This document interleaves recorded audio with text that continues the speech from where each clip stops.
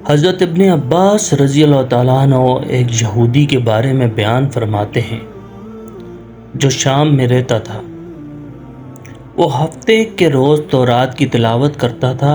ایک مرتبہ اس نے تورات کھولی تو تورات میں 4 مقامات پر نبی اکرم صلی اللہ علیہ وآلہ وسلم کی تعریف و توصیف دیکھی۔ یہودی نے اس جگہ کو کاٹ کر جلا دیا۔ پھر دوسرے ہفتے تورات کھولی تو 8 جگہ نبی اکرم صلی اللہ علیہ وآلہ وسلم کی نعت اور وصف کا ذکر دیکھا۔ اس نے اس جگہ کو بھی کاٹ کر جلا دیا۔ پھر تیسرے ہفتے تورات کھولی تو 12 جگہ یہی تذکرہ موجود پایا۔ یہودی سوچنے لگا کہ اگر میں اسی طرح کرتا رہا تو تمام کی تمام تورات اسی تذکرہ سے پر ہو جائے گی۔ وہ اپنے رفقا سے دریافت کرنے لگا کہ محمد صلی اللہ علیہ وآلہ وسلم کون ہے؟ انہوں نے کہا، معاذ اللہ، ایک جھوٹا شخص ہے۔ بہتر یہی ہے کہ نہ تو اسے دیکھے نہ وہ تجھے دیکھے۔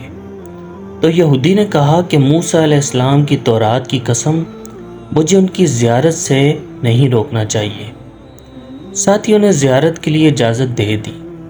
یہ اپنی سواری پر سوار ہوا اور شب و روز منزل بہ منزل چلتا رہا۔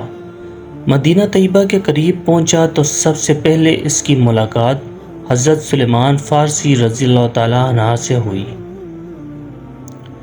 بہت حسین و جمیل دیکھ کر یہ گمان کیا کہ یہی محمد صلی اللہ علیہ وآلہ وسلم ہے، حالانکہ آپ صلی اللہ علیہ وآلہ وسلم اس سے 3 دن پہلے ہی وصال فرما چکے تھے۔ تو حضرت سلمان فارسی رضی اللہ تعالیٰ عنہ اس کی بات سن کر رو دیے اور فرمایا کہ میں آپ صلی اللہ علیہ وآلہ وسلم کا خادم اور غلام ہوں۔ تو اس نے پوچھا کہ آپ صلی اللہ علیہ وآلہ وسلم کہاں ہیں؟ اب حضرت سلمان فارسی رضی اللہ تعالیٰ عنہ نے یہ خیال کیا کہ اگر وصال کی خبر سنائی تو واپس چلا جائے گا، اگر کہہ دیا کہ موجود ہیں تو یہ دروغ گوئی ہوگی۔ بالآخر کہا کہ آؤ میں تمہیں محمد صلی اللہ علیہ وآلہ وسلم کے صحابہ کرام رضوان اللہ علیہم اجمعین کے پاس لے جاتا ہوں۔ جب وہاں پہنچے تو صحابہ کرام غم کی تصویر بنے ہوئے تھے۔ یہودی یہ سمجھا کہ ان میں حضور صلی اللہ علیہ وآلہ وسلم ضرور موجود ہوں گے۔ السلام علیکہ یا محمد کا کلمہ کہا، جس سے تمام صحابہ کرام رضوان اللہ علیہم اجمعین میں کوہرام سا مچ گیا اور سب نے آہو بکا شروع کر دی۔ اس سے دریافت کیا کہ اے اجنبی، تو کون ہے جس نے ہمارا زخم تازہ کر دیا؟ شاید تو نہیں جانتا کہ 3 روز پہلے ہی آپ صلی اللہ علیہ وآلہ وسلم وصال فرما چکے ہیں۔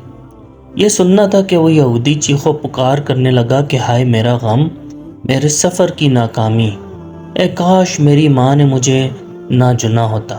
اگر چن ہی دیا تھا تو میں تورات نہ پڑھتا، اگر وہ بھی پڑھی تھی تو آپ صلی اللہ علیہ وآلہ وسلم کی تعریف و توصیف پر میری نظر نہ پڑتی، اور اگر ایسا بھی ہو ہی گیا تھا تو میں آپ صلی اللہ علیہ وآلہ وسلم کی زیارت ہی کر لیتا۔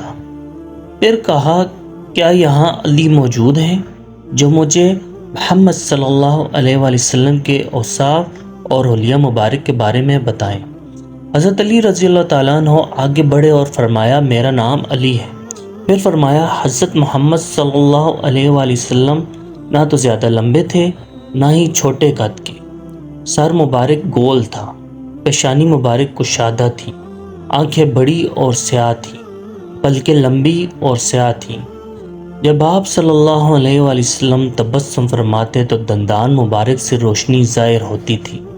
سینے سے لے کر ناف تک بالوں کی ایک لکیر تھی، ہتھیلیاں گوشت سے پر تھیں، قدمین شریفین چوڑے تھے، کندھوں کی ہڈیاں چوڑی تھیں۔ یہودی کہنے لگا، اے علی، آپ نے بالکل سچ کہا، تورات میں بالکل ایسا ہی لکھا ہوا ہے کہ آپ صلی اللہ علیہ وآلہ وسلم کا کوئی کپڑا ہے، میں اسے سونگھنا چاہتا ہوں۔ جواب دیا، ہاں۔ پھر فرمایا، اے سلیمان، حضرت فاطمہ رضی اللہ تعالیٰ عنہا کے پاس جائیے اور کہیے کہ اپنے ابا حضور صلی اللہ علیہ وآلہ وسلم کا جبہ مبارک میرے پاس بھجوائیے۔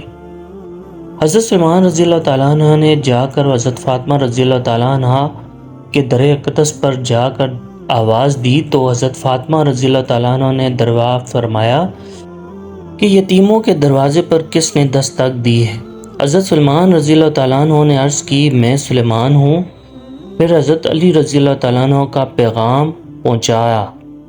حضرت فاطمہ رضی اللہ تعالیٰ عنہ نے فرمایا میرے ابا حضور صلی اللہ علیہ وسلم کا جبہ مبارک کون پہنے گا؟